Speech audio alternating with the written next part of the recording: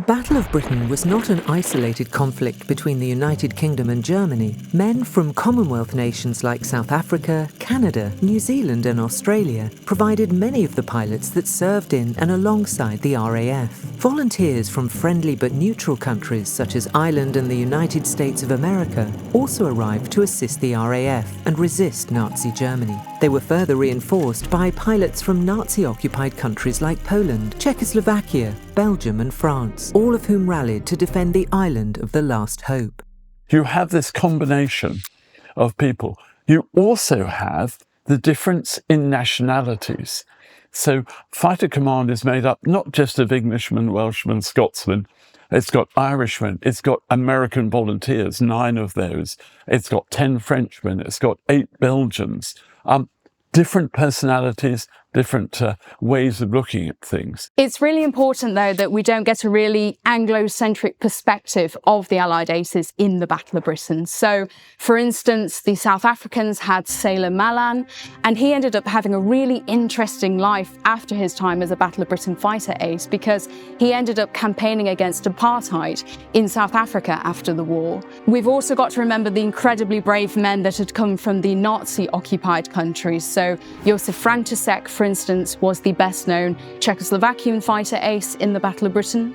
We had Vital Dobanovic from Poland. And so all of these important fighter aces made sure that they were hitting back at the Germans in whatever way they could, long after they'd had to flee their countries. So it was a really important international brotherhood for the Allies in the Battle of Britain. And indeed, 20% of the pilots came from overseas. So it was really important to see this last stand of Allied resistance against Nazi Germany. The stress of combat was intense during the Battle of Britain. For the Allies, failure would mean losing air superiority over southern England and the Channel, potentially allowing an amphibious German invasion of the United Kingdom to commence. This would see the final Allied country in northwestern Europe fall. For the Germans, defeating the RAF and leaving the British Royal Navy exposed would constitute a crucial step towards securing a complete victory in Europe. A final triumph after the rapid conquests of Norway, Denmark, France and the Low Countries in 1940. It's important to bear in mind that both sides are under unimaginable strain in the Battle of Britain. So for the RAF, of course, their backs are very much against the wall. They are actively defending their country from the threat of invasion. And as a result, they are really having to push themselves to the limit to counter these Luftwaffe sorties. So they end up reaching a maximum of flying about 1,000 sorties in defence by the 30th of August 1940. So it's a real life and death situation. I mean, for the British and the Germans, they are having to fly between 2 to 4 times in a day. And in some cases, they're taking up, having to come straight down to refuel and going straight up again. But what we've got to bear in mind is that those physiological strains are quite different for both sides. So the Luftwaffe has the psychological barrier of having to fly across the English Channel. And indeed, there were loads of pilots that said that this was the very worst part of the Battle of Britain. Adolf Galland even described it as this Scheitkanal. He basically said that it was the worst possible thing to fly over because, of course, you've got the problem of either suffering a watery death in the Channel if you have to go down, or if you have to bail out, you're over enemy territory. So you have to get back to Germany at any cost. And in fact, this actually got so intense for the Luftwaffe that its suicide rates rocketed during the Battle of Britain, and particularly between September and October 1940 as we get closer to the Blitz. So this was incredibly intense for the Germans.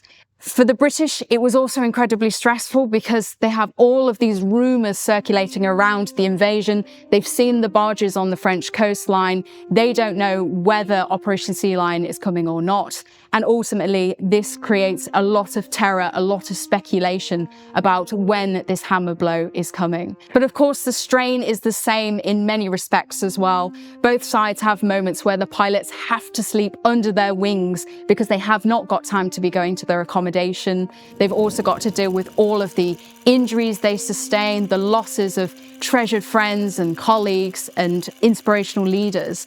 And of course, that leaves a psychological impact in an era where where there was little consideration of mental health or well-being. So they have to carry all of that with them, knowing that they, might be next. The problem got so bad that they actually had to send out anti-suicide directives, and also they issued well-being questionnaires to the men.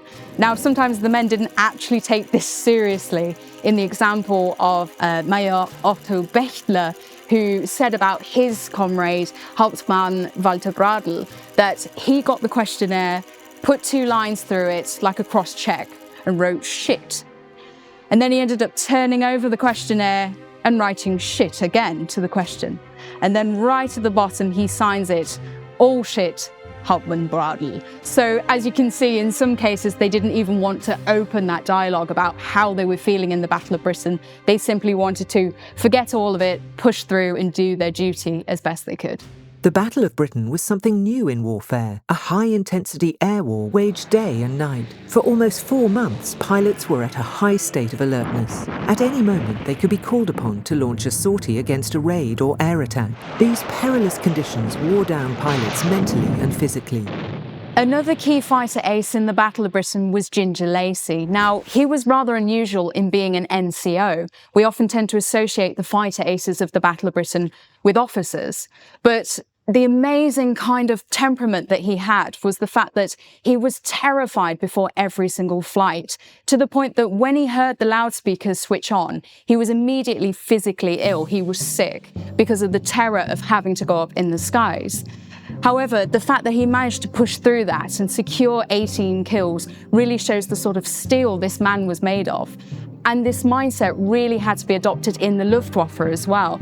Adolf Galland, for instance, described it as this weird stage fright before you go on a sortie. So they really had to steel themselves against the fear of being burnt, the fear of being shot, the fear of crashing in the Battle of Britain, and making sure that they kept it together in order to complete their mission. Pilots were often competitive with one another, attempting to win accolades and awards. This was especially true of the Luftwaffe. German aces were often obsessed with outcompeting their comrades for medals and prestige.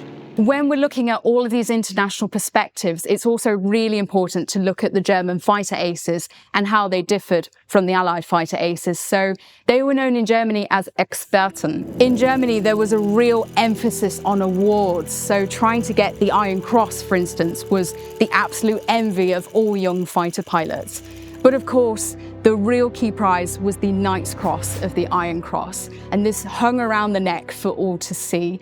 And it was very much a prize that, if you didn't have it, you were referred to as having a very empty neck or a light neck, because you needed to be decorated with it. So there were fighter aces like Werner Molders and Adolf Galland, who were among the first to get the Knight's Cross in the Battle of Britain. There was such professional rivalry between these two men that actually, when Molders was being decorated for his 40th kill, he asked the Commander-in-Chief of the Luftwaffe, Hermann Göring, if he could keep Galland away for the same amount of time that he'd taken out, in order to make sure that the men were on an equal footing and that they couldn't sneak any other kills over the other. So there was that main rivalry between them. Two of the other really well-known German fighter aces in this period are also Helmut Wick and Walter Oesau. And as a result, these men are very much celebrated in Germany in the Nazi press as participating in this air battle for England. And they become the envy of all the Luftwaffe fighter pilots who want to be just like them. Thousands of pilots served in the Battle of Britain, each one with their own quirks, personality and temperament. The immensity and scale of the Second World War often obscures that this was a war fought by people. When you read pilot memoirs from the Battle of Britain, you hear stories about the chaos, you hear stories about fear, you hear stories about panic. We want the player to feel that through the themes of the game, but we also want the player to experience some of the human and morale nature of this piloting experience directly. So pilot traits that we assign to the characters in Scramble are attempting to mimic the sort of stories, the sort of feelings and experiences that you can find in books and historical coverage of the Battle of Britain. It was impossible for pilots to remain on call 24/7 and remain focused and healthy. To ensure people didn't burn out from the stress and anxiety of combat, Allied pilots were regularly allowed R&R to recover from the stress of combat. So what the British did, unlike the Germans, is that they took their aircrew and they said to their pilots, every 10 days you can have 24 hours off. Now, in this part of the world, we're down here in Kent, in Essex, it means going to London. So they would go for 24 hours. They could have 48 hours when they could actually go home. And some of the squadrons had their own little aeroplanes, little Tiger Moths, and they'd fly home. And then every few weeks, you could actually have time off. You could have a rest period. Most of the pilots use that to unwind and to come back fresh to the squadron. Remembering that we were fighting the Battle of Britain between the 10th of July and the 31st of October. This is a long period.